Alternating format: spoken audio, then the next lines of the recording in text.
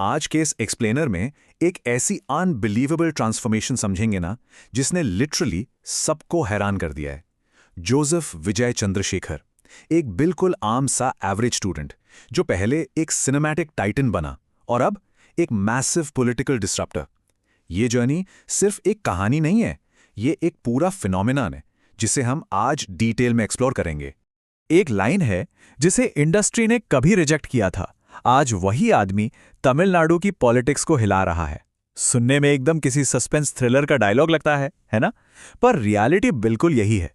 शुरुआती रिजेक्शन से लेकर इस शॉकिंग पॉलिटिकल राइज तक का जो कॉन्ट्रास्ट है, चलिए इसे ध्यान से समझते हैं। Okay, let's dive into this. इस अंडरडॉग टू ओवरलॉर्ड जर्नी में हम क्या-क्या कवर करेंगे?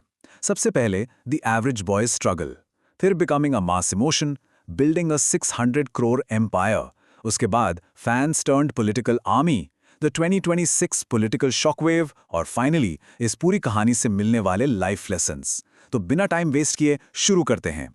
Chapter 1, the average boy struggle. जिंदगी का ये पहला हिस्सा दिखाता है कि सिनेमा की दुनिया में पैदा होने के बावजूद इनका रास्ता बिल्कुल भी आसान नहीं था। देखिए, फेमस फैमिली बैकग्राउंड होने का मतलब हमेशा सक्सेस की गारंटी नहीं होता। इनके फादर एक वेल नोन डायरेक्टर थे और मदर प्रोड्यूसर। लेकिन अगर पर्सनल रियलिटी की बात करें तो स्कूल में बैरली 65% मार्क्स लाने वाले, नेचर से बेहद शाय और लो कॉन्फिडेंस वाले स्टूडेंट थे। इंडस्ट्री पेरेंट्स होने के बाद भी पब्लिक स्पीकिंग इनके लिए एक बहुत बड़ा स्ट्रगल था। सच कहूं तो शुरुआत में इन्हें कंप्लीटली अंडर एस्टिमेट ही किया गया था। लेकिन फिर एक ऐसी फैमिली ट्रेजेडी आई जिसने इनको अंदर से पूरी तरह झंझोर कर रख दिया। उनकी बहन विद्या की बचपन में हुई ट्रैजिक डेथ, ये एक ऐसा पेनफुल इमोशनल कैटलिस्ट बनी जिसने इनकी चाइल्डहुड इनोसेंस को हमेशा के लिए छीन लिया। इस एक इंसिडेंट ने उनकी आने वाली पर्सनैलिटी और दुनिया को देखने का पूरा नजरिया बदल दिया। आगे बढ़ते हैं चैप्टर 2 पर, बिकमिंग अ मास इमोशन। यहां से शुरू होता है एक शाय, लो कॉन्फिडेंस वाले लड़के का स्क्रीन पर आने का असली सफर। शुरुआत में इन्हें जिस लेवल का ब्रूटल क्रिटिसिज्म झेलना पड़ा, वो शायद किसी का भी करियर वहीं खत्म कर देता। लोगों ने यहां तक कहा, इसमें हीरो वाली पर्सनैलिटी ही नहीं है, ये सुपरस्टार तो बन ही नहीं सकता। क्रिटिक्स और ऑडियंस दोनों ने इनिशियली इनकी फिल्म्स को कंप्लीटली रिजेक्ट किया और इनके पोटेंशियल का खुलकर मजाक उड़ाया। So the crucial point is, in rejections का जवाब उन्होंने कैसे दिया? एकदम रिलेंटलेस कंसिस्टेंसी से। हर साल उन्होंने अपनी एक्टिंग, अपनी डांसिंग और डायलॉग डिलीवरी को लगातार इंप्रूव किया। गिल्ली से शुरू करके थुप्पकी, मर्सल, मास्टर और लियो जैसी back to back mega hits देकर इस कंसिस्टेंसी ने उन्हें सिर्फ एक स्टार नहीं, बल्कि लोगों के लिए एक ट्रू मॉस इमोशन बना दिया। अब आते हैं चैप्टर 3 पर, building a 600 crore empire. Cinema पर पूरी तरह डोमिनेट करने के बाद अब इनकी फाइनेंशियल इंटेलिजेंस को समझना बहुत जरूरी है। एक फिल्म के लिए 150 करोड़ रुपए से 250 करोड़ रुपए तक की पीक फी, पूरा स्टैगरिंग नंबर है ये फी क्लियरली इनको इंडिया के हाईएस्ट पेड एक्टर्स की लिस्ट में बिल्कुल टॉप पर बिठाती है। और अब एक मजेदार डेटा पॉइंट देखिए, 2026 का इलेक्शन एफिडेविट ये प्रूव देता है कि इनकी टोटल डिक्लेयर्ड नेटवर्थ करीब 603 करोड़ से 624 करोड़ के बीच है, जिसमें 404 करोड़ मूवेबल एसेट्स हैं और लगभग 200 करोड़ इमूवेबल एसेट्स। ये डेटा डायरेक्टली बताता है कि इनका पैसा सिर्फ एक्सपेंसिव लग्जरी और दिखावे में नहीं उड़ा, बल्कि बहुत अग्रेसिवली एक सॉलिड एम्पायर बिल्ड करने में लगाया गया। इनका रिस्क मैनेजमेंट सच में कमाल का है।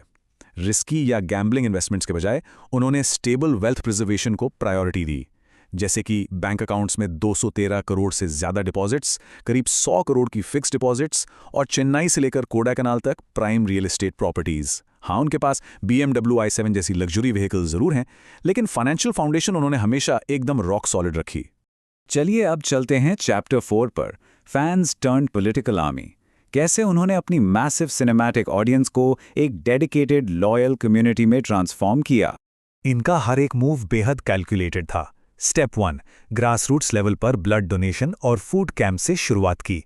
स्टेप 2, डिजिटल इमेज कंट्रोल का जबरदस्त इस्तेमाल किया, जहां यूथ फोकस ब्रांडिंग और वायरल क्लिप्स को आगे बढ़ाया। और फिर इन्हीं नेटवर्क्स को वेपनाइज करते हुए आता है स्टेप 3, 2024 में टीवी के पार्टी का ऑफिशियल लॉन्च। ये मॉडर्न पॉलिटिकल मार्केटिंग का एक एब्सोल्यूट प्राइम एग्जाम्पल था।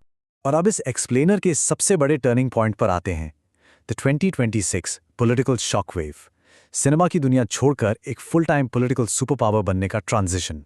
कंटेक्स्ट के लिए तमिलनाडु पॉलिटिक्स में पिछले 50 सालों से सिर्फ डीएमके और एआईएडीएमके का ही डोमिनेशन रहा है। ये एक मैसिव हिस्टोरिकल एस्टैब्लिशमेंट है। ऐसे में वहां सीधे उतरकर चेंज का नया मैसेज देना और इस हिस्टोरिकली स्ट्रॉन्ग बैरियर को चैलेंज करना अपने आप में एक बहुत ही बोल्ड मूव था। और इस शॉकवेव का रिजल्ट सबके सामने है। 2026 के इलेक्शन डेटा की बात करें तो टीवीके ने लगभग 108 सीट्स जीती। ये सच में एक अस्टाउंडिंग शॉक था, जहां वो सिंगल लार्जेस्ट पार्टी बनकर उभरे।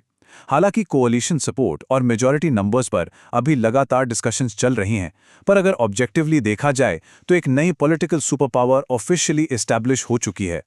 लेकिन एक्सपर्ट्स अभी भी एनालाइज कर रहे हैं कि आखिर इतना बड़ा डिसरप्शन हुआ कैसे। इसका जवाब इनकी केयरफुली कल्टिवेटेड पब्लिक पर्सोना में है। वोटर्स डीपली कनेक्ट हुए क्योंकि उन्हें एक ऑनेस्ट आउटसाइडर दिखा, एक सिंपल और रिलेटेबल स्पीकर। एंटी करप्शन का फेस बनकर उन्होंने एक्सप्लिसिटली यूथ, वुमेन और वर्किंग क्लास को अपना मेन सपोर्ट बेस बनाया। So let's move forward and see कि ये सब हमें कहां ले जाता है।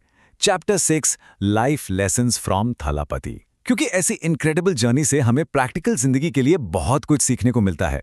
यहाँ सक्सेस के 4 मेजर पिलर्स देखने को मिलते हैं। पहला, एवरेज मार्क्स आने का मतलब एवरेज लाइफ बिल्कुल नहीं होता।